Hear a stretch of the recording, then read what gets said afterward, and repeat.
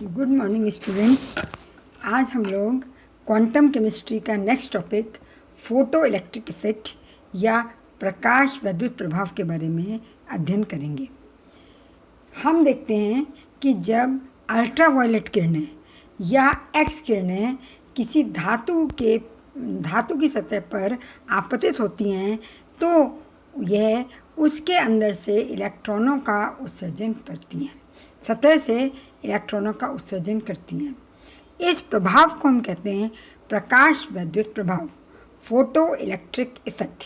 ये जो है फोटो इलेक्ट्रिक इफेक्ट, ये दो वर्ड से मिलकर बना है फोटो इलेक्ट्रिक। जब फोटोन इंसिडेंट किए जाते हैं और इलेक्ट्रॉन इमिट होते हैं, ये इलेक्ट्रॉन परिपथ में, सर्किट में करंट का, विद्युत का प्रवाह करते हैं। इसलिए इस प्रभाव को हम कहते हैं प्रकाश विद्युत प्रभाव या photo electric effect. When UV or X-rays strike a piece of metal, it emits electron from the surface, and this effect is known as photoelectric effect. Experimentally, it is possible to count these electrons and to measure their energy. ये जो इलेक्ट्रॉनों का उत्सर्जन होता है, इन इलेक्ट्रॉनों को हम कहते हैं photo electrons. These electrons are known as photo electrons. इन फोटो इलेक्ट्रॉन्स की संख्या एक्सपेरिमेंट रूप से, प्रायोगिक रूप से ज्ञात की जा सकती है, और इन फोटो इलेक्ट्रॉन्स के पास कितनी ऊर्जा है, कितनी एनर्जी है, इसका भी मापन प्रयोगों द्वारा किया जा सकता है। दैट इज़ एक्सपेरिमेंटली हम इन इलेक्ट्रॉनों की, फोटो इलेक्ट्रॉनों की संख्या का और उनमें उपस्थित ऊर्जा का मापन कर सकते हैं। ऐसा नहीं है कि किसी भी आवृत्ति की विकिरण के आपतित होने से फोटो इलेक्ट्रॉन उत्सर्जित हो जाएंगे, ऐसा नहीं होता है। अगर ये आवृत्ति एक मिनिमम आवृत्ति से कम है तो फोटो इलेक्ट्रॉन का उत्सर्जन नहीं होगा। एक मिनिमम आवृत्ति चाहिए जिसके द्वारा कि हम फोटो इलेक्ट्रॉन का उत्सर्जन करवा सकें। इस मिनिमम आवृत्ति को हम कहते हैं थ्रेशोल्ड फ्रीक्वेंसी। क्या कहलाती है ये? Threshold frequency. यदि आपतित विकिरण की फ्रीक्वेंसी या आवृत्ति थ्रेशोल्ड फ्रीक्वेंसी से ज़्यादा होगी तभी इलेक्ट्रॉनों का, या हम कह सकते हैं फोटो इलेक्ट्रॉनों का उत्सर्जन होगा। If the incident light has no frequency component above a certain threshold frequency, then no photoelectrons will be emitted. अब ये जो थ्रेशोल्ड फ्रीक्वेंसी है, मिनिमम आवृत्ति जो इलेक्ट्रॉनों के उत्सर्जन के लिए आवश्यक है, ये धातु के गुणों पर निर्भर करती है। It depends upon the properties of metal. The threshold frequency depends upon the properties of metals. जिन धातुओं में से इलेक्ट्रॉन आसानी से निकाला जा सकता है उनके लिए थ्रेशोल्ड फ्रीक्वेंसी या थ्रेशोल्ड आवृत्ति, दहली आवृत्ति का मान कम होगा, और जिनमें से इलेक्ट्रॉन आसानी से नहीं निकाला जा सकता है उनके लिए दहली आवृत्ति या थ्रेशोल्ड फ्रीक्वेंसी का मान अधिक होगा। अब provided that the threshold frequency is exceeded, photoelectrons will be emitted instantaneously regardless of how low the intensity of light source is. यदि हमारी आवृत्ति दहली आवृत्ति से अधिक हो जाती है तो तुरंत धातु से फोटो इलेक्ट्रॉन्स का उत्सर्जन प्रारंभ हो जाएगा। ये इस बात पर निर्भर नहीं करेगा कि आपतित प्रकाश की तीव्रता कितनी है। तीव्रता कम भी होगी, लेकिन यदि विकिरण की आवृत्ति थ्रेशोल्ड आवृत्ति से, दहली आवृत्ति से अधिक है तो फोटो इलेक्ट्रॉन्स का, प्रकाश इलेक्ट्रॉन्स का उत्सर्जन अवश्य होगा। अब जब प्रकाश इलेक्ट्रॉन का उत्सर्जन होगा तो क्या होगा? परिपथ में धारा प्रवाहित होगी। इस धारा को हम कहते हैं फोटो इलेक्ट्रिक करंट, प्रकाश विद्युत धारा। ये जो है प्रकाश विद्युत धारा इस बात पर डिपेंड करेगी कि 1 सेकंड में कितने इलेक्ट्रॉनों का कितने 1 सेकंड में कितने इलेक्ट्रॉनों का उत्सर्जन हो रहा है ना। Photo electric current depends upon number of electron emitted पर सेकंड। जैसे जैसे हम प्रकाश की तीव्रता को बढ़ाते जाएंगे वैसे वैसे ये जो है फोटो इलेक्ट्रिक करंट बढ़ती जाएगी। लेकिन ये फोटो इलेक्ट्रिक करंट फ्रीक्वेंसी पर या आवृत्ति पर निर्भर नहीं करेगी। हम इस चीज़ को एक बार फिर इस तरीके से समझ सकते हैं कि हमने माना कि विकिरण की आवृत्ति बढ़ते बढ़ते कितनी हो गई, दहलीय आवृत्ति से ज़्यादा हो गई। तो जैसे ही ये दहलीय आवृत्ति से थ्रेशोल्ड फ्रीक्वेंसी से ज़्यादा हुई, फोटो इलेक्ट्रॉन्स का उत्सर्जन प्रारंभ हुआ। और ये फोटोन इलेक्ट्रॉन्स का उत्सर्जन जो है वो इस बात पर निर्भर करता है कि आवृत्ति का मान दहलीय आवृत्ति से अधिक हो गया। अब फोटो इलेक्ट्रॉन का उत्सर्जन होने से क्या हुआ, फोटो इलेक्ट्रिक करंट बहने लगी, परिपथ में धारा प्रवाहित होने लगी। धारा की तीव्रता, इंटेंसिटी ऑफ करंट किस पर निर्भर करेगा, डिपेंड करेगा इंटेंसिटी ऑफ रेडिएशन। रेडिएशन की तीव्रता जितनी ज़्यादा होगी, विकिरण की तीव्रता जितनी ज़्यादा होगी, फोटो इलेक्ट्रिक करंट का मान भी उतना ही ज़्यादा होगा। फोटो इलेक्ट्रिक करंट इस बात पर निर्भर नहीं करेगी कि आवृत्ति कितनी है। It does not depend upon frequency, that is it is independent of frequency.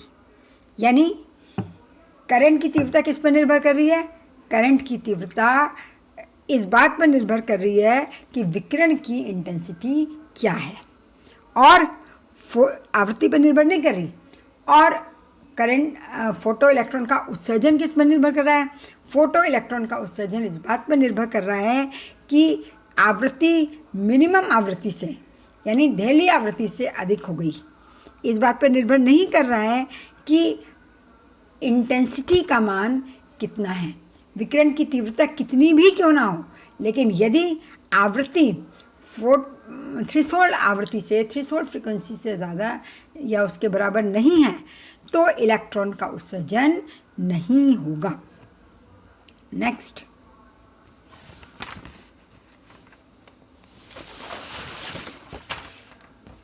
जैसे जैसे हम फ्रीक्वेंसी का मान, आवृत्ति का मान बढ़ाते जाएंगे वैसे वैसे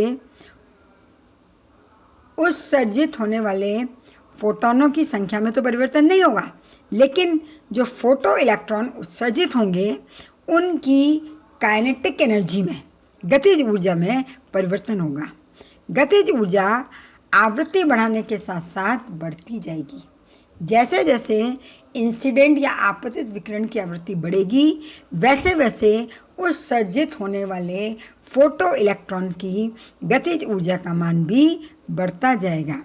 the maximum kinetic energy of photo electrons is independent of the intensity of the light and only depend upon its frequency। अर्थात उत्सर्जित होने वाले फोटो इलेक्ट्रॉन्स की गतिज ऊर्जा विकिरण की तीव्रता पर निर्भर नहीं करती है, परंतु उसकी आवृत्ति पर निर्भर करती है। जैसे जैसे हम आवृत्ति बढ़ाते जाएंगे वैसे वैसे इस फोटो इलेक्ट्रॉन्स की गतिज ऊर्जा का मान भी बढ़ता जाएगा। आइंस्टीन नामक वैज्ञानिक ने अपने एक्सपेरिमेंटल रिजल्ट्स को इस तरीके से इक्वेशन के फॉर्म में रिप्रेजेंट किया। Einstein shows experimental results as follows: h nu is equal to phi plus half mv square. This is equation number 1. What is h nu is equal to phi plus half mv square? समीकरण number 1। इस समीकरण में h जो है वो Planck नियतांक है, new है आपतित विकिरण की आवृत्ति, frequency of incident radiation. Phi को हम कहते हैं वर्क फंक्शन या कार्यफलन plus half M we square. Half M we square उत्सर्जित होने वाले फोटो इलेक्ट्रॉन्स की गतिज ऊर्जा या काइनेटिक एनर्जी, एम मास और V velocity. Phi work function जो है वो बराबर होता है H nu zero. H is again क्या है, प्लैंक नियतांक। न्यू ज़ीरो कहलाती है देहली आवृत्ति या थ्रेशोल्ड फ्रीक्वेंसी। इसको कैसे परिभाषित करेंगे, वो न्यूनतम आवृत्ति जो कि फोटो इलेक्ट्रॉन के उत्सर्जन के लिए आवश्यक है। The minimum frequency required to emit photo electron, वो है न्यूनतम आवृत्ति जो फोटो इलेक्ट्रॉन के उत्सर्जन के लिए आवश्यक है। उसे हम कहेंगे देहली आवृत्ति या थ्रेशोल्ड फ्रीक्वेंसी। अब वर्क फंक्शन, कार्यफलन किसके बराबर है, एच न्यू ज़ीरो। इसका मतलब है कि एच न्यू जितनी हम कुल ऊर्जा दे रहे हैं उसमें से क्या होगा कि कुछ ऊर्जा तो इलेक्ट्रॉन के उत्सर्जन में काम आ जाएगी, फोटो इलेक्ट्रॉन के उत्सर्जन में काम आ जाएगी, और जो ऊर्जा बची रह जाएगी उससे काइनेटिक एनर्जी मिलेगी और वो फोटो इलेक्ट्रॉन सर्किट में या परिपथ में गति करेगा, जिससे कि इलेक्ट्रिक करंट विद्युत धारा का प्रवाह होगा। काइनेटिक एनर्जी जितनी ज़्यादा होगी तो विद्युत धारा भी उतनी ही ज़्यादा होगी। तो हमारे द्वारा दी गई ऊर्जा मतलब विकिरण की ऊर्जा दो कामों में, दो रूपों में कार्य करेगी। पहला, उस ऊर्जा के कुछ भाग से फोटोन का उत्सर्जन होगा और शेष भाग फोटो इलेक्ट्रॉन को गतिज ऊर्जा प्रदान करने के काम में आएगा। Remaining part furnish kinetic energy to the photo electron. अब यदि आप दी गई आवृत्ति का मान, दी गए विकिरण की आवृत्ति न्यू ज़ीरो से कम है, तो फोटो इलेक्ट्रॉन का हमने देखा उत्सर्जन नहीं होगा। यदि न्यू का मान विकिरण की आवृत्ति एक्स विकिरण की या यूवी विकिरण की आवृत्ति न्यू ज़ीरो के बराबर है, तो क्या हो जाएगा, एच न्यू ज़ीरो बराबर H nu zero plus half M we square, यानी हाफ एम वी स्क्वायर की वैल्यू कितनी हो जाएगी, 0। अर्थात फोटो इलेक्ट्रॉन की गतिज ऊर्जा 0 होगी।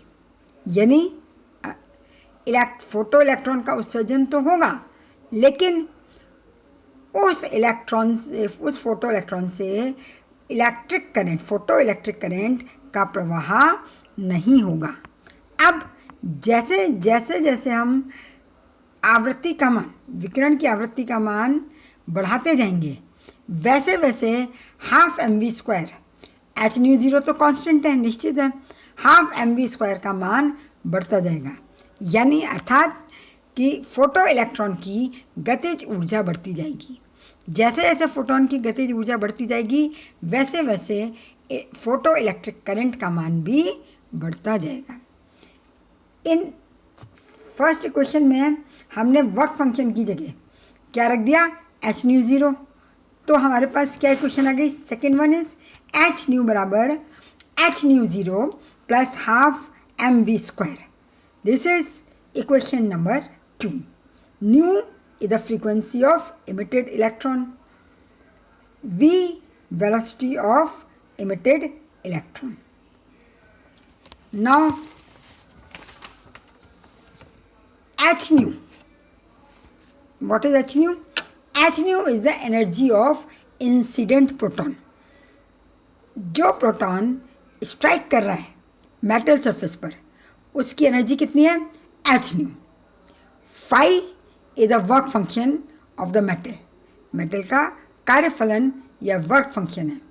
And half M we square is the kinetic energy of photo electron, half M we square उत्सर्जित फोटो इलेक्ट्रॉन की गतिज ऊर्जा है।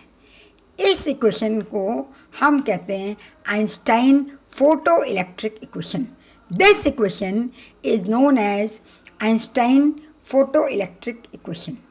और इस प्रकाश रासायनिक समीकरण के लिए आइंस्टाइन को 1921 में नोबेल प्राइज अवार्ड किया गया।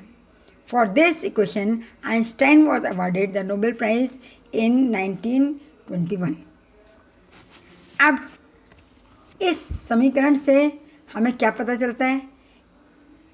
It follows from above equation that the maximum velocity of emitted electron depend upon the frequency of incident radiation। उत्सर्जित होने वाले फोटो इलेक्ट्रॉन की अधिकतम वेलोसिटी किस पर निर्भर करेगी? फ्रीक्वेंसी ऑफ इंसिडेंट रेडिएशन, आपतित विकिरण की आवृत्ति पर। जैसे जैसे आवृत्ति बढ़ती जाएगी वैसे वैसे उत्सर्जित होने वाले फोटो इलेक्ट्रॉन का वेग भी बढ़ता जाएगा। An increase in the frequency of the incident light increases the amount of energy carried by each individual light quanta photon, so that during each collision with a free electron in a metal, these quanta impart larger amount of kinetic energy। जैसे जैसे हम radiation की तीव्रता बढ़ाएंगे वैसे वैसे इकाई आयतन में पड़ने वाले फोटोनों की संख्या में वृद्धि होती जाएगी और प्रत्येक फोटोन एक इलेक्ट्रॉन को इमिट करेगा। तो क्या होगा? नंबर ऑफ फोटो इलेक्ट्रॉन्स जो है वो बढ़ता जाएगा और नंबर ऑफ फोटो इलेक्ट्रॉन्स बढ़ता जाएगा तो हमारे पास फोटो इलेक्ट्रिक करंट भी बढ़ती जाएगी। और इंटेंसिटी बढ़ाने से large amount of kinetic energy intensity बढ़ाने से हमारे पास इलेक्ट्रॉन की काइनेटिक एनर्जी में वृद्धि नहीं होगी, काइनेटिक एनर्जी सेम रहेगी। काइनेटिक एनर्जी कैसे बढ़ेगी?